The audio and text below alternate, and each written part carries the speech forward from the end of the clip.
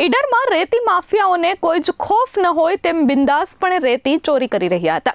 Mining વિભાગના અધિકારીઓ જ્યારે આ માફિયાઓને પકડવા માટે પહોંચ્યા ત્યારે તેમને ડમ્પરો દોડાવી રસ્તામાં જ રેતીના ઢગલા કરી દીધા હતા. ઈડર તાલુકાના ચોડપ અને હડોલ ગામ વચ્ચેથી પસાર થતી સાબરમતી નદીના પટમાં કાયદો અને વ્યવસ્થાના ધજાગરા ઉડતા જોવા મળ્યા હતા. લાંબા સમયથી અહીં ખનીજ માફિયાઓ દ્વારા જે રેતીની ચોરી કરવામાં આવે છે તે હવે હદ વટાવી ચૂકી છે. આજે સવારે જ્યારે માઇનિંગ વિભાગના અધિકારીઓએ રેતી ભરેલા ડમ્પરોને પકડવા માટે રેડ કરી ત્યારે જે હકીકતો સામે આવી તે કોઈ પણ નાગરિકને વિચારતા કરી દે તેવી છે.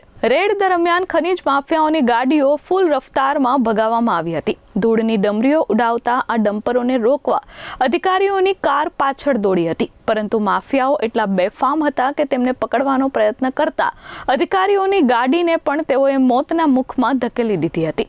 જ્યારે આ માફિયાઓને લાગ્યું કે હવે તેઓ પકડાઈ જશે ત્યારે તેમને ગામમાં પ્રવેશતાની સાથે જ ચાલુ ગાડીએ ડમ્પર ઊંચા કરી રસ્તાની વચ્ચોવચ્ચ રેતી ઠાલવી દીધી હતી.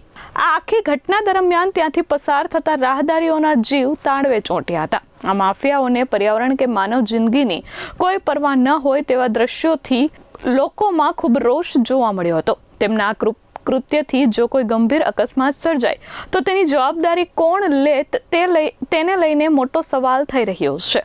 જો કે દરરોજ ઈડર અને રાજસ્થાન તરફ મોટા હાઈવાઓ ટ્રક મારફતે રેતીની ચોરી થાય છે તેવી સ્થાનિકોમાં ચર્ચા છે.